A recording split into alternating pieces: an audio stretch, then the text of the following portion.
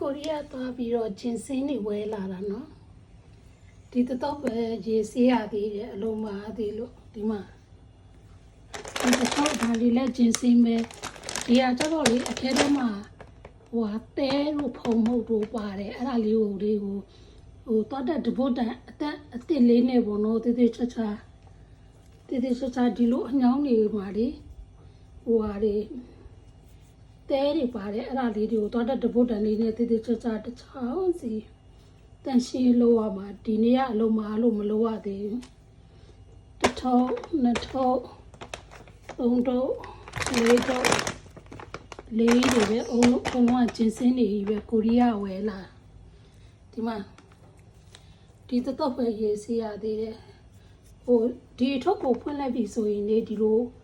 အညောင်းနေဒီလိုကြောင်ကလောင်တွေကြားထဲမှာလေ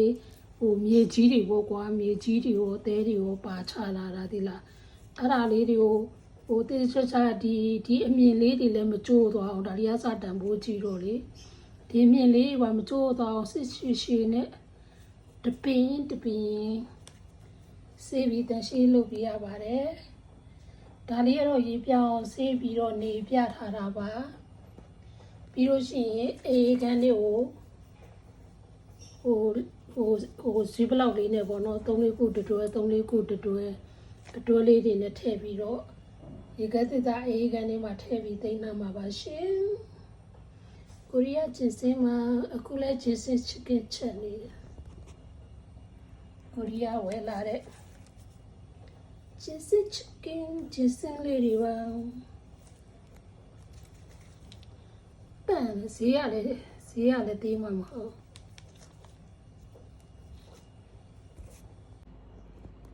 ဒီလိုမျိုးလေးတွေထည့်ပြီးရေခဲတစ်သားထဲမှာသိမ်းပါတယ်စီပလာနဲ့